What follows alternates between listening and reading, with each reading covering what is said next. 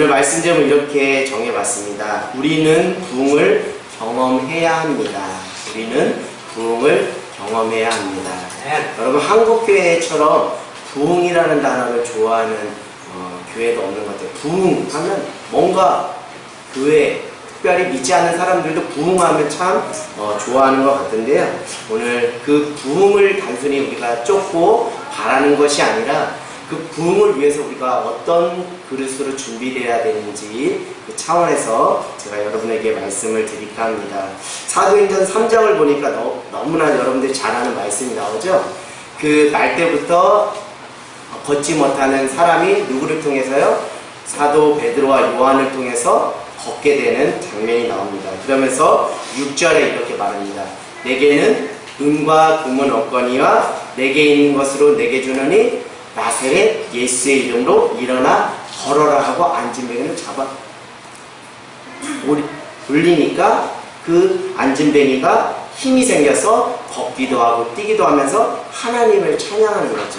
근데 그 찬양하는 장면을 주변 사람들이 보게 되면서 이제 베드로와 요한에게 주목하기 시작했습니다. 그러면서 그들이 어디에 모이게 되었다고요? 솔로몬 행각에 모이게 되었는데, 그때 이제 베드로가 그 무리들을 향해서 설교하는 그 복음의 메시지를 우리가 함께 깊이 있게 더 나누려고 합니다.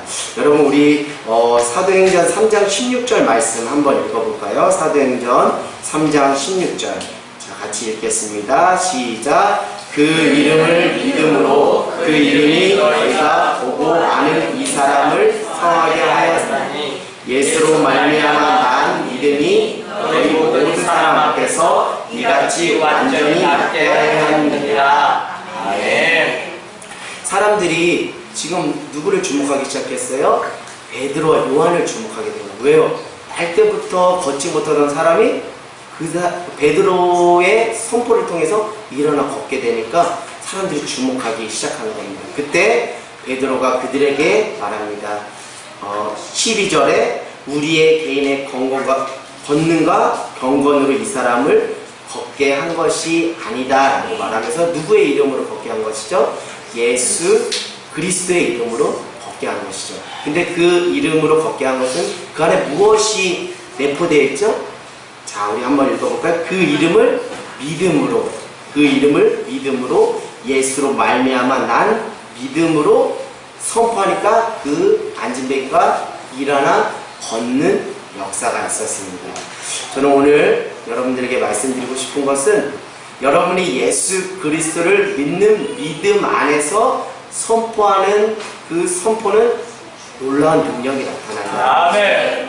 여러분, 때를 얻든지 못 얻든지 믿음을 가지고 예수님의 이름으로 선포하십시오. 그럼 오늘 앉은뱅이가 일어나는 기적처럼 우리의 삶에 여러 가지 질병이나 어려운 문제들이 해결되는 놀라운 역사가 일어날 줄 믿습니다.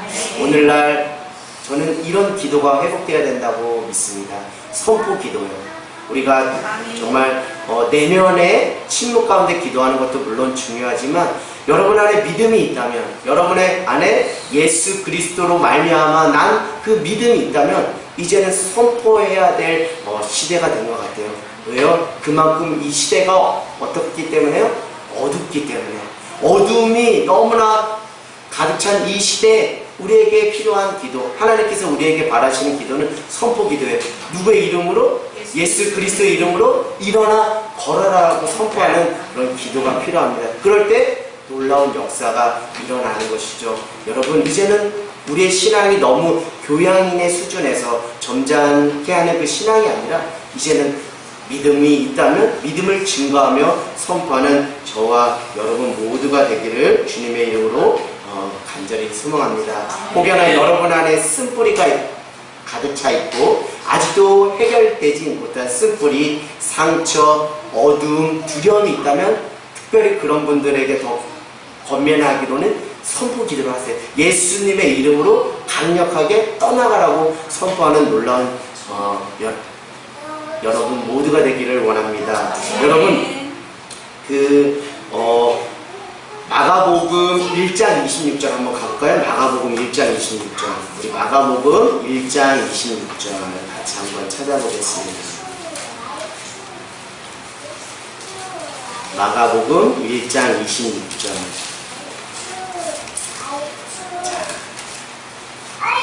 신약 54페이지입니다. 더러운 귀신 들린 사람을 고치는 장면이 나오는데요. 25절, 26절 우리 같이 읽겠습니다. 시작. 예수께서 꾸짖어 이르시되 잠잠하고 그 사람에게서 나오라 하시니 더러운 귀신이 그 사람에게 경련을 일으키고 큰 소리를 지르며 나오는지라. 네. 오늘 예수님께서 선포하신 거예요. 그 귀신 들린 사람을 향해서 잠잠하고 그 사람에게서 나오라고 하니까 그 더러운 귀신이 사람에게서 경련을 일으키고 뭐하고 나갔다 그래요? 큰 소리를 지르며 나갔다. 저는 여러분 선포 기도가 왜 필요한지 이 말씀 구절을 통해서 여러분에게 말씀드리려고 합니다. 사단은요 소리를 타고 우리에게 들어오고요 또 나갈 때 어떻게 하고 나간다고요? 소리를 지르면서 나간다는 거예요. 자, 우리가 가정 환경을 보면 또 여러 가지 가정 환경이 있지만 불우한 가정 환경 가운데 살았던 사람들 보면 정말 축복받고 격려받고 인정받지 못하고 너 같은 것은 우리 집안에 있으면 안 돼 하고 나가 하면서 아주 육두문자 저주 섞인 말들을 부모로부터 어렸을 때부터 받는 거예요. 소리를 통해서 그것을 받는 겁니다.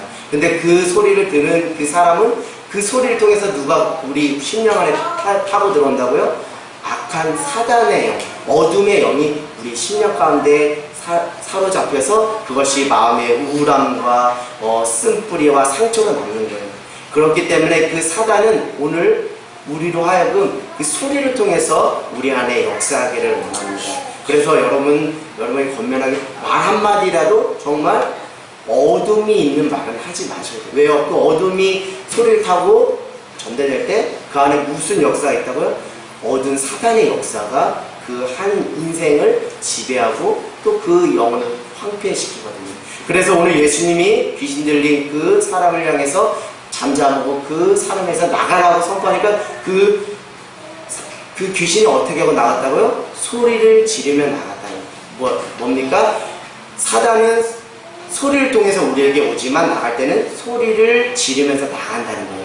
그건 뭡니까? 우리 안에 계속 발성하고 소리치고 예수 그리스도 이름으로 선포할 때 우리 안에 무엇이 나간다고요? 소리를 통해 우리 안에 내재되어 있던 그 어둠 사단의 영이 나가버린다는 거예요. 그렇기 때문에 선포 기도를 하라는 거예요. 특별히 어둠과 쓴뿌리와 상처와 두려움에 가득 찬 사람일수록 점잖하게 기도하고 점잖게 찬양하면 안 돼요.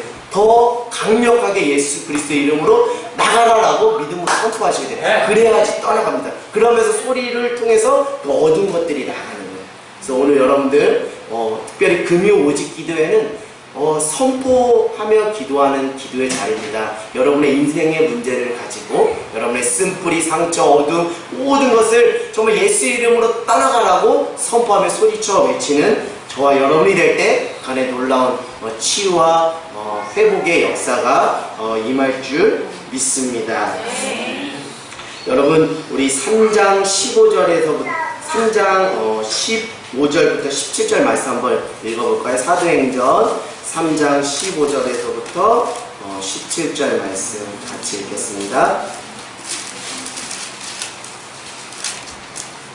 사도행전 3장 13절부터 15절입니다. 3장 13절부터 15절 같이 읽겠습니다. 시작. 아브라함과 이삭과 야곱의 하나님 곧 우리 조상의 하나님이 그의 종 예수를 영원하게 하셨느니라. 너희가 그를 넘겨주고 빌라도가 놓아주기를 결의한 것을 너희가 그 앞에서 거부하였으니 너희가 거룩하고 의로운 일을 거부하고도 도리어 살인한 사람을 놓아주기를 거하여 생명의 주를 죽였도다. 아멘. 여기까지 읽겠습니다. 아멘. 지금 베드로가 설교를 통해서 말하려고 하는 결론은 무엇입니까? 누가 예수님을 십자가에 달려 돌아가게 하셨다? 지금 설교를 듣는 우리들, 당신들이 예수님의 십자가에 달려 죽게 했다는 거예요. 그게 여기 성경에 나와 있어요. 빌라도는 예수님을 풀어주려고 했지만 사람들은 예수를 못 박으라고 했어요. 근데 사람들은 착각 가운데 있습니다. 예수님의 십자가의 죽으심은 나와 전혀 무관하다고 생각을 하는 거예요. 나는 예수님이 십자가 달려 돌아가신 것은 나와는 전혀 상관없이 제3의 인물 때문에 예수님께서 십자가에 달려 돌아가셨다라고 착각하며 살죠. 요한복음 8장에 보면 천장에서 가늠하다 잡힌 여자가 나옵니다. 그래서 바리새인과 서기관들이 어떻게 예수님을 결려 넘어지게 할까 하고 그 가늠한 여자를 예수님께 데리고 오죠. 그때 예수님이 하신 말씀이 있습니다. 죄 없는 자가 먼저 돌로 치라 그랬어요. 그랬더니 사람들이 어떻게 했죠? 아무 소리도 하지 않고 다 떠나는 거죠. 이건 무엇입니까? 예수님의 그 십자가의 죽음 앞에서 나는 자유로울 수가 없다는 거예요. 다시 말씀드리면 내가 나의 범죄함으로 나의 죄됨으로 인해서 예수님께서 십자가에 달려 돌아가셨다는 것을 여러분이 뼈저리게 깨닫는 귀한 은혜가 있기로 합니다. 그렇기 때문에 우리가 주님의 그 구원의 은혜를 구하는 거예요. 그런데 우리가 그것을 깊이 깨닫지 못하면 자꾸 다른 사람들을 탓하기 시작합니다. 내가 나의 죄 때문에 예수님이 십자가에 달려 돌아가신 것이 아니라고 착각하는 그 사람들의 특징은 다른 사람을 자꾸 비난하고 정죄해요. 저 사람 때문에 우리가 이렇게 됐고 저 사람 때문에 우리 교회, 우리 가정이 이렇게 됐다고 자꾸 남을 탓하는 거예요. 그것은 온전히 은혜 받은 사람의 모습이 아닙니다. 여러분, 우리는 죄 안에서 자유로운 사람은 아무도 없어요. 예수의 십자가의 죽으심은 바로 안구와 관련이 있다고요? 나의 죄 때문에 예수님께서 십자가에 달려 돌아가셨다. 그것을 깨닫는 자가 하나님의 구원의 은혜를 깨달을 수 있는 거예요. 진정한 구원의 은혜, 하나님의 용서하시는 은혜를 가지고 다른 사람들을 용서하며 관대하게 품을 수 있는 것이죠. 그렇지 않으면 우리가 여전히 교회를 다닌다 하나 눈에는 눈, 이에는 이로 그렇게 복수하며 살아가는 인생이 되는 것이죠. 여러분, 예수님의 죽으심과 나는 전혀 무관한 사람이 아닙니다. 나의 죄 때문에, 나의 못난 자아 때문에 예수님께서 십자가에 달려 돌아가셨다는 것을 깨닫는 귀한 겸허한 믿음이 저와 여러분 모두에게 있기를 주님의 이름으로 간절히 소망합니다. 3장 17절로 한번 가서 같이 공독하겠습니다. 3장 17절 시작. 형제들아, 너희가 알지 못하여서 그리하였으며 너희 관리도 그러한 줄 아노라. 아멘. 근데 여러분, 오늘 무리들이 뭔가 의도적으로 예수님이 십자가에 달려 돌아가시게 내어 맡긴 것이 아니라 17절에 보니까 너희가 알지 못하여 그러하였다라고 사도 베드로가 말하고 있어요. 그건 다른 것이 아닙니다. 영적인 무지 때문에 오는 그 범죄함들이 있다는 거예요. 우리가 정말 예수님이 누구신지를 정말 알았다면 그때 그 무리들이 예수님이 정말 누구신지만 제대로 알았다면 예수님을 그렇게 허망하게 십자가에 내어주지 않았을 거예요. 그러나 그들은 예수님을 온전히 알지 못했어요. 그저 로마의 압제로부터 이스라엘을 구원할 그 정치적인 왕 지도자로 생각했고, 또 어떤 사람은 선지자의 한 사람으로 생각했고요. 또 마가복음 10장 17절에서 22절, 우리 지난주에 목사님께서 말씀 전하신 본문입니다. 마가복음 10장 17절에서 22절. 그때 부자 청년이 예수님께 나와서 이렇게 말하죠. 예수님을 어떻게 표현하죠? 선한 선생님이요. 여러분, 예수님은 어떤 분으로 여러분은 인식하고 또 그분을 믿고 따르십니까? 제가 어떤 한 젊은 분과 교제하면서 그분의 이야기를 들었어요. 그분의 인생의 멘토는 예수님이라고 하더라고요. 교회가 예수님을 믿고 예수님을 닮아고 예수님을 따라가야 된다고 그렇게 말씀하시더라고요. 그 말씀 틀린 말은 아닙니다. 근데 제가 계속 이야기를 나누고 또 교제를 하면서 중요한 것이 빠졌다라는 것을 깨닫게 됐어요. 두 가지가 빠졌어요. 여러분, 예수님을 닮아가고 예수님을 따라가고 예수님이 내 인생의 멘토인 그 선한 선생님으로 그분은 예수님을 인식하는 거예요. 근데 여러분, 예수님을 닮아가고 예수님을 따라가기 이전에 우리 안에 선행되어야 될 것이 있어요. 그것은 무엇입니까? 예수님을 사랑하면 되는 거예요. 할렐루야. 예수님을 사랑하면 예수님을 따라가라고 말하지 않아도 예수님을 따라가고 예수님을 닮아갈 수 있어요. 근데 그분의 이야기를 들으면서 그분 안에 중요한 고백 한 가지가 빠졌어요. 예수님을 사랑한다고. 내가 예수님을 좋아한다는 그 고백이 없더라고요. 그냥 단순히 존경받는 위인 성인의 한 분으로 그렇게 생각하더라고요. 여러분, 부자 청년도 마찬가지입니다. 예수님을 그냥 선한 선생이라고 말하고 있어요. 그러나 예수님은 선한 선생 그 정도가 아니라 우리에게 무엇을 베푸실 분이죠? 구원을 베푸실 구원자라는 거예요. 나의 주라는 겁니다. 나의 주라는 것은 두 가지 의미가 있다 그랬죠? My Lord, 나의 주인이고 My Savior, 나의 구원자라는 거예요. 여러분, 예수님이 그냥 나의 그 어떤 인격을 보양시키는 그런 수준의 어떤 그런 멘토로만 생각한다면, 그런 영적 무지 가운데 있다면 어느 순간 우리도 그때 그 무리처럼 예수님을 허망하게 십자가에 내어주는 안타까운 우리의 모습으로 전락할 수 있습니다. 그래서 저는 여러분에게 말씀드리고 싶은 것은 무엇이냐면, 예수님을 진짜 알아야 예수님을 또다시 십자가에 못 박는 안타까움을 우리가 반복하지 않는다는 것, 우리 안에 있는 영적 무지를 벗어버리는 저와 여러분 모두가 되기를 원합니다. 마태복음 16장 17절, 예수님께서 제자들에게 말합니다. 너희는 도무지 나를 누구라 하느냐 라고 물었을 때 베드로가 말합니다. 주는 그리스도시요 살아계신 하나님의 아들이십니다. 그랬더니 예수님 어떻게 하는 거예요? 칭찬해 주죠. 바요나 시므나 내게 복이 있다. 이것을 알게 이는 혈육이 아니라 하늘에 계신 하나님이시다. 여러분, 예수님은 My Lord, My Savior입니다. 단순히 예수님은 선한 선생, 우리가 닮아야 되는 어떤 인생의 멘토, 그 정도가 아니에요.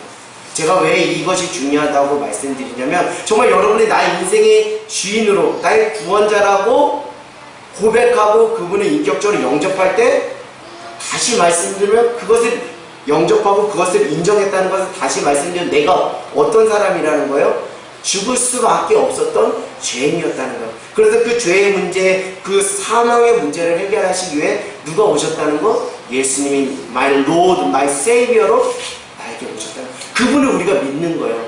그분을 믿는 믿음 안에서 지금 베드로가 내게 은과 금은 없거나 나서리 예수의 이름으로 명하여 일어나 걸어라 하고 한 거예요. 그 믿음에는 그냥 좋은 선생을 향한 그 신뢰의 믿음이 아니라 예수님은 나의 주인이시고요, 나의 구원자. 그렇기 때문에 이 안진뱅이의 그 질병도 치료하실 구원자 예수님의 믿는 믿음으로 선포했기 때문에 이런 능력이 나타난 것이죠. 여러분 안에 이런 온전한 예수님을 향한 참된 지식과 그것을 통한 참된 믿음, 또 그것을 통한 참된 믿음의 선포가 있는 저와 여러분 모두가 되기를 원합니다. 여러분에게 있어서 예수님은 진짜 누구입니까? 지금 여러분이 지금 교회를 다니시고 또 말씀과 기도 가운데 있는데, 여러분이 진짜 믿음의 주로 고백하는 그 예수님은 여러분의 인생에서 어떤 분으로 여러분들이 스스로 인지하고 자각하시는지요? 근데 많은 사람들은 예수님이 나의 주님이라고, My Lord, My Savior라고 말하지만, 지식적으로 알고 있지만, 우리가 신앙생활의 삶을 들여다보면 예수님은 그저 나의 그냥 선한 선생님, 그냥 내가 어떤 그 삶의 흐트러진 자리 속에서 그냥 어떤 방향을 제시하는 그 인생의 멘토로만 생각하며 그렇게 신앙생활하는 분들을 볼 때마다 우리가 회복해야 될 것, 예수님이 나의 주인이십니다, 나의 구원자입니다 라는 것을 깨닫는 저와 여러분이 되기를 원합니다. 여러분, 예수님은 우리가 지금까지 고백하였던 것처럼 선한 선생님, 정치적인 왕, 선지자 정도가 아닙니다. 예수님을 아는 그것을, 우리가 예수님을 내가 믿고 싶은 것만 취해서 그렇게 예수님을 믿기 때문이라고 저는 생각합니다. 우리가 정말 온전한 그 전격적인 그 예수님을 믿는 것이 아니라 너무 부분에 국한된 그 예수님을 믿는 거예요. 그것은 왜 그런지 아세요?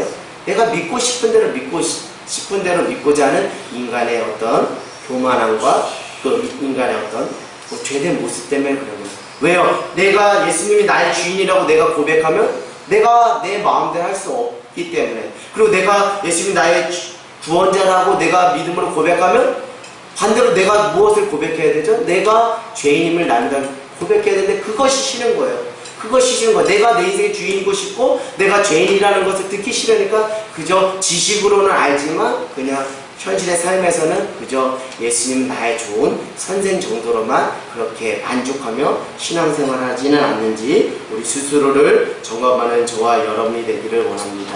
우리 사도행전 3장 18절 말씀으로 한번 가보겠습니다. 사도행전 3장 18절 말씀 우리 같이 읽겠습니다. 시작. 그러나 하나님이 모든 선지자들의 입을 통하여 자기의 그리스도께서 고난을 받으실 일을 미리 알게 하신 것을 이와 같이 이루셨느니라. 아멘. 여러분, 말씀은 특별히 선지자들을 통해서 구약의 말씀이 이미 무엇을 말하고 있죠? 우리를 구원하실 구원자, 그 메시아가 온다는 거죠. 이 사람들, 이 무리들이 그것을 알았을까요? 몰랐을까요?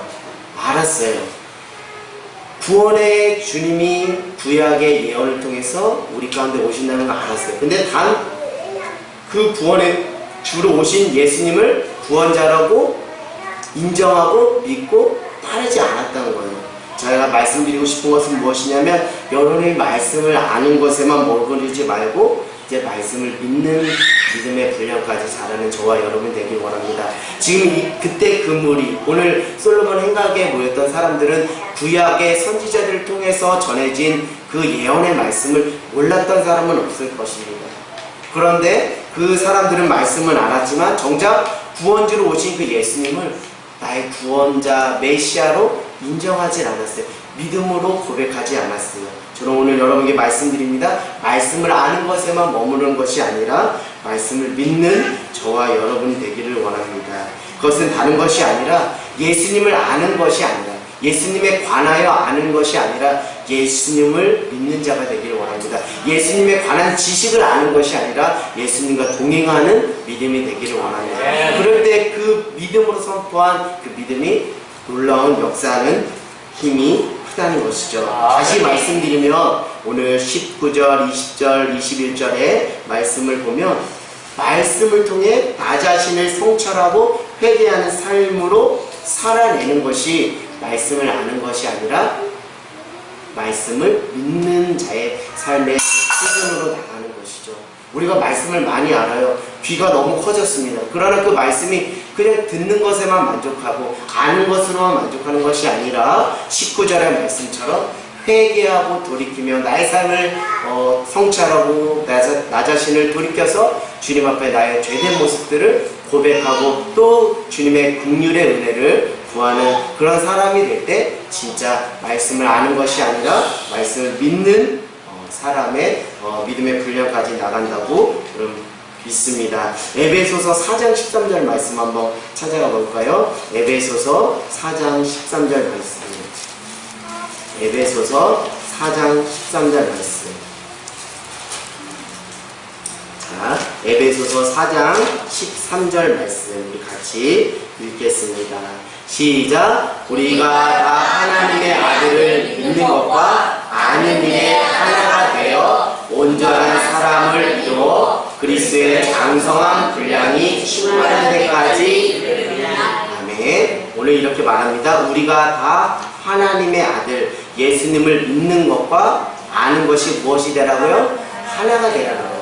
예수님을 아는 것과 믿는 것이 따로 놀지 말고 하나가 되어 온전한 사람을 이루어 그리스도의 장성한 분량에까지 이르라고 말하고 있습니다. 여러분, 예수님에 관하여 아는 것과 예수님을 믿는 것, 말씀을 아는 것과 말씀을 믿는 것이 이제는 무엇이 되어야 된다고요? 하나가 될 때 그리스도의 장성한 분량에까지 자라나는 귀한 은혜가 있을 줄 믿습니다. 이제 말씀을 마치겠습니다. 저는 사도 베드로 3장에 나오는 사도 베드로의 설교를 통해서 교회 부흥의 원리를 발견했습니다. 많은 사람들이 교회의 부흥은 이제 끝났다라고 많이 말해요. 저는 그 소리 들을 때 화가 납니다. 왜요? 하나님 살아계신 것을 믿는다면 왜 교회의 부흥이 끝났을까? 그렇지 않잖아요. 하나님이 살아계셔서 역사하셔서 정말 하나님 광야에서도 꽃이 피게 하고 무에서도 유를 창조하시는 그 하나님이 함께 하시고 그 하나님을 믿는다면 네. 교회의 부흥은 끝나지 않았다는 것을 저는 믿습니다. 여러분 어떻게 생각하세요? 교회의 부흥은 끝난 겁니까? 여러분이 살아계신 하나님을 믿는다면 교회의 부흥은 끝난 것이 아니에요. 저는 하늘 땅 교회를 통해서 제가 직접 경험할 수 있는 가장 감사한 것은 여전히 하나님은 살아 역사하심으로 부흥의 주역이 되신다. 부흥의 주체가 되신다는 것을 깨닫게 되었습니다. 예수님의 이름으로 선포할 때 병증자가 떠나가고 능력이 나타나며 말씀을 듣고 회개하고 세례를 받고 예수님을 믿는 그 모든 사건들이 사도행전 3장에 말하는 그 기본 원리를 충실하게 따르면서 사도행전 전반이 다 사도 베드로의 그 설교의 이야기에 담겨진 부흥의 원리와 맞닿아 있다는 거예요. 그래서 저는 부흥의 원리를 기본적으로 두 가지만 말씀드립니다. 다른 것이 아니죠. 말씀과 기도 가운데 충실한 교회는 하나님께서 반드시 부흥시켜 주실 줄 믿습니다. 초대교회도 박해가 심했어요. 극심한 박해 속에서도 말씀과 기도 가운데 붙잡혀 있으니까 오히려 그 박해 속에서도 놀라운 부흥을 경험하게 된 것입니다. 말씀을 통해서 우리가 이런 말씀을 받기를 원합니다. 말씀을 통해 내가 죄인됨을 깨닫는 귀한 은혜가 있기를 원하고요. 예수님께서 나의 죄를 위해 십자가에 돌아가신 것, 그리고 예수님이 나의 주인이시며 나의 구원자임을 늘 날마다 알고 믿음으로 취하는 그런 말씀의 자리가 되기를 원해요. 이 말씀의 자리가 그냥 지식으로 만족하는 말씀의 자리가 아니라 죄됨을 깨닫고 또 하나님의 구원의 은혜를 구하며 예수님께서 나를 위하여 구원의 은혜를 베푸실 분이시구나라는 것을 믿음으로 취하는 저와 여러분 되기를 원합니다. 기도를 통해서 우리가 부흥을 경험할 수 있습니다. 다시 말씀드리면 그냥 속에 담아두는 기도가 아니라 여러분 안에 확고한 예수 그리스도로부터 난 믿음이 있다면 이제는 입술을 벌려서 선포 기도하십시오. 아멘. 선포 기도는 기도만 포함하는 것이 아니라 복음 전도도 포함되는 거예요. 내가 믿지 않는 사람들을 향해서 예수님 믿으라고 선포하는 것. 그 믿음이 없으면 할 수 없어요. 또 여러분 안에 믿음이 있다면 무엇이 나오죠? 곡조 있는 기도, 찬양이 나오죠. 여러분 찬양할 때도 소리 내어서 찬양하시고 기도할 때도 소리 내어서 기도하시고 소리 내어서 사람들에게 복음을 전하는 저와 여러분 되길 원합니다. 근데 중요한 한 가지 제가 말씀드리고 마치겠습니다. 여러분 우리가 선포해야 된다고 여러분에게 말씀드려서 특별히 기도를 통해서든지 복음 전도를 통해서든지 전도를 통해서 우리가 선포할 때 그 능력이 나타난다고 했어요. 그런데 여러분 우리가 특별히 소리쳐 외치는 선포뿐만 아니라 우리의 삶의 자리 속에서 중요하게 해야 될 선포의 한 영역이 있다는 거예요. 그것은 무엇입니까? 교회를 자랑하는 거예요. 교회를 자랑하는 거예요. 여러분 교회가 좋다고 자랑하는 것이 그것이 선포의 능력이 나타납니다. 왜 이렇게 말씀드리냐면 오늘날 교회를 개독교라고 하잖아요. 교회가 왜 이렇게 떨어졌습니까? 근데 외부에서 교회를 그렇게 평가하는 것이 아니라 외부에서 박해하는 사람들이 그렇게 평가하는 것이 아니라 교회 내부 안에서 교회를 그렇게 험담하는 거예요. 목사님을 험담하고 교회를 험담하고 성도들끼리 서로 으르렁대는 거예요. 그러면서 교회의 부흥은 이제 끝났다라고 말합니다. 저는 그런 사람들의 이야기를 들으면서 사람들이 전도하면 사람들이 다 하는 말이 교회는 개독교고 교회는 왜 이러냐고 썩었다고 말할 때 그럴 때 여러분 주눅 들을 필요 있습니까? 전혀 그렇지 않아요. 여러분의 믿음이 있다면 교회를 더 의도적으로도 자랑하세요. 우리 교회는 그렇지 않은데요? 하늘땅 교회는 그렇지 않은데요? 네. 하늘땅 교회는 하나님이 살아계시고 하나님이 주인된 교회인데요? 하늘땅 교회 성도들 중에 정말 병든 자들이 치유받고 눌린 자들이 자유함을 얻고 정말 불행 가운데 살던 자들이 행복을 얻고 마음에 두려움이 있던 사람들이 평안을 찾던데요? 제가 하늘땅 교회 다니면서 그걸 경험했는데요? 라고 자랑을 하시면 돼요. 그것이 선포하는 놀라운 능력이 나타납니다. 여러분 예수님 믿고 변화된 삶의 이야기가 있어요? 그거 전하면 돼요. 그거 이야기로 말하면 돼요. 그러면 그것이 놀라운 선포의 능력이 있습니다. 다시 말씀드리면 오늘날 우리가 정말 하나님 앞에서 선포해야 될 것, 신앙 고백과 간증인 줄 믿습니다. 내가 만난 그 하나님의 은혜를 간증하고 또 신앙 고백하는 또 이야기를 통해서 직장과 가정과 이웃에게 그걸 흘려보낸다면 그것 속에서 분명히 하나님의 살아계심의 역사가 나타날 줄 믿습니다. 여러분, 감동의 이야기가 메마른 시대 가운데 감동의 이야기를 전해주십시오. 신앙 고백과 간증이 있는 교회는 절대로 망하지 않습니다. 놀라운 공의의 역사를 이루어 주실 줄 믿습니다. 여러분, 이제 세상 가운데 나갔을 때 하늘 땅 교회를 자랑하십시오. 뭐 인간적으로 하늘 땅 교회의 화려함을 자랑하고 뭐 여러 가지 외적인 걸 자랑하는 것이 아니라 하늘 땅 교회의 역사신 하나님을 드러내시고요. 내가 예수님 만나서 너무 좋다고 그렇게 말해주세요. 그럼 그것에 놀라운 선포의 능력이 나타나는 은혜가 있을 줄 믿습니다. 저는 하나님의 소원은 다른 곳에 있다고 보지 않습니다. 죽어가는 한 영혼에 있다고 봅니다. 하나님은 어떻게 보면 하나님의 간절한 소망은 부흥에 있어요. 이것이 단순히 숫자적인 부흥을 의미하는 것이 아니라 죽어가는 영혼이 예수 만나서 살아나는 것, 그것이 부흥 아니겠어요? 여기 예수님 믿기 전에 죽어있던 인생이 예수님 믿고 살아나는 인생들이 다 모여있는 거 아니에요? 이것이 부흥 아니겠습니까? 그것이 하나님의 간절한 소망인 거예요. 여러분, 하나님의 간절한 소망, 하나님의 마음을 안다면 오늘 이제 우리의 뜨거운 심장을 가지고 그 하나님의 은혜를 가지고 세상 가운데 이야기를 전하는 그 주님을 전하는 저와 여러분 모두가 되기를 원합니다. 이 시간에 함께 기도하며 나가기를 원합니다.